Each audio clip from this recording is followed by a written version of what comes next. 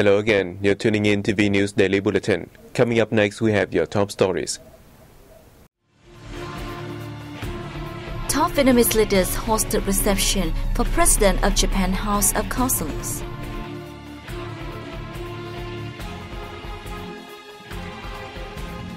Vietnam reviews program on new style rural area building.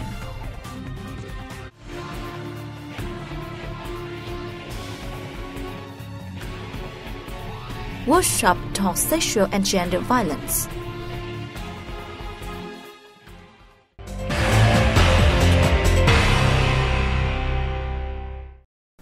Top Vietnamese leaders hosted reception for Japan's House of Councillors President Yamazaki Masaaki, who is on a 4-day official visit to Vietnam.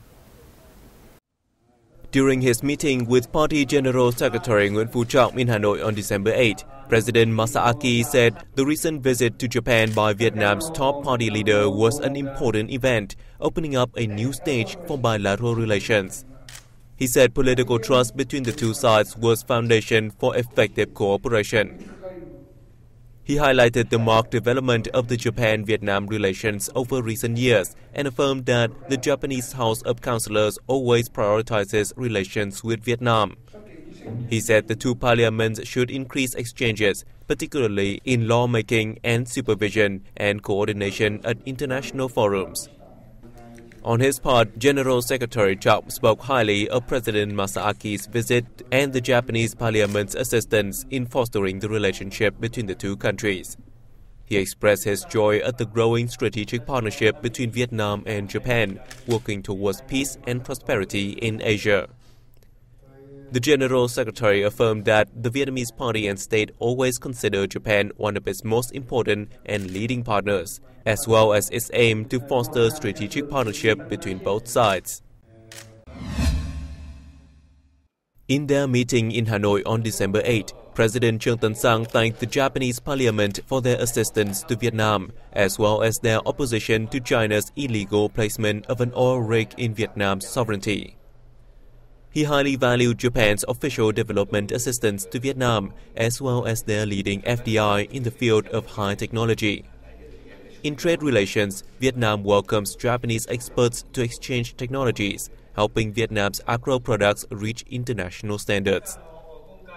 President Yamazaki Masaaki thanked Vietnam for its activities to help Japan recover from the 2011 earthquake. He stressed that President Sang's visit to the affected region immediately after the disaster is a tremendous source of encouragement to the people of Japan. President Masaaki affirmed Japan's viewpoint of solving disputes in the East Sea through peaceful measures and in line with international law. He stated that Japan will continue boosting cooperation with Vietnam in the field of sea. At a meeting in Hanoi on December 8, Prime Minister Nguyễn Tấn Dũng assured President Yamazaki Masaaki that his government will spare no effort to drive the parliamentary cooperation with Japan forward.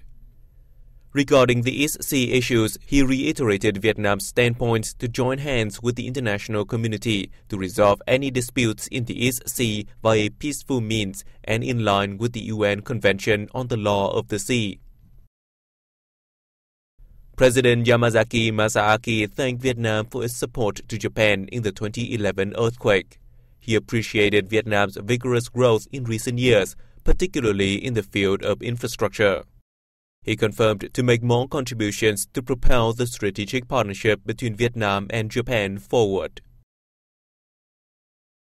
A conference took place in Hanoi on December 8 to review the 5-year implementation of the National Target Program on New Style Rural Areas. Addressing the conference, Prime Minister Nguyễn Tấn Dũng said over the past 5 years, the National Target Program on New Style Rural Area Building has made various achievements with full support and active participation of the people. He highlighted the perfection of policies on the issue as a focal task to better implement the program. He asked localities nationwide to promote effective production models and give priority to poverty reduction. He also said it is necessary to encourage all people to make contributions to the program. He added more attention should be paid to infrastructure development, agricultural restructuring, cultural development, and environment protection.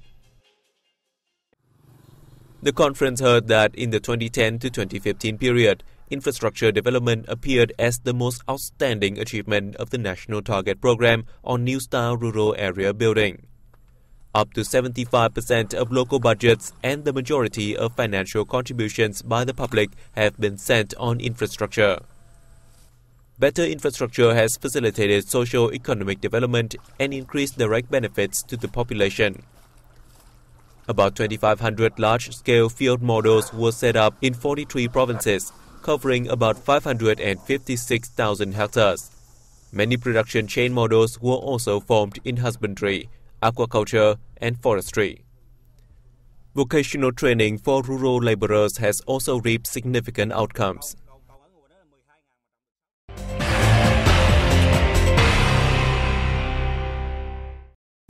Vietnam's top justice official has urged for stronger effort to promote legal and judicial reform in the coming time. Speaking at the 11th Legal Counterpart Forum in Hanoi on December 8th, Minister of Justice Ha Hong Kung highlighted outcomes of reforming legal and judicial system and ensuring human and civil rights, to say that this contributed to Vietnam's recent achievements in many fields. Pratibha Mehta, coordinator of the UN and representative of the UN Development Program in Vietnam, said the forum is a crucial channel to share information on Vietnam's new development in legal and judicial reform. It focuses on the United Nations Universal Periodic Review, which helps countries perform fully their duties and commitments related to human rights, measures to improve their ability in promoting and assuring human rights through consultancy, technical assistance, and the sharing of experience. At the forum, representatives from the Central Steering Committee for Judicial Reform reviewed the implementation of a Politburo resolution on judicial reform strategy.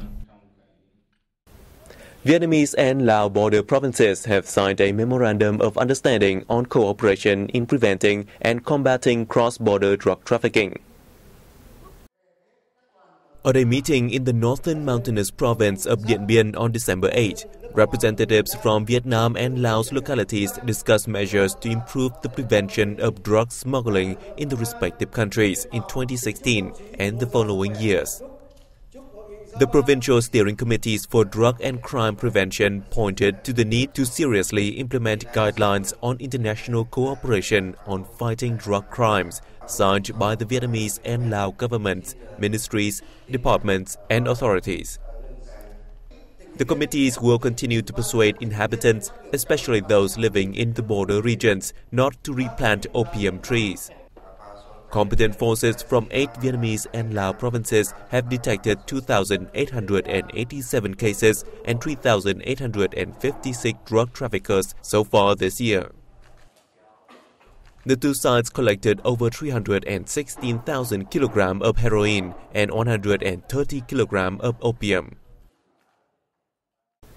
The second Defense Chiefs Dialogue of South and Southeast Asian nations took place in Kuala Lumpur, Malaysia from December 7 to 8.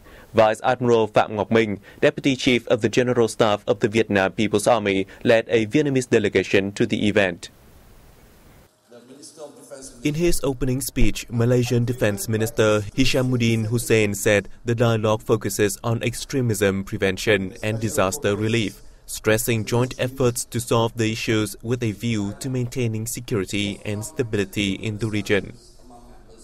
This year's dialogue aims to enhance security and defense cooperation between armed forces of ASEAN member countries and those from the South Asian Association for Regional Cooperation through activities at bilateral and multilateral levels. Speaking at the event, Vice Admiral Phạm Ngọc Minh emphasized the need to continue studies and enhance cooperation mechanisms among ASEAN nations in humanitarian assistance and disaster relief, as well as effectively deploy quick response forces in local and regional assistance. The Vietnamese officer also proposed that the nations should intensify joint practices and the sharing of experience in this field.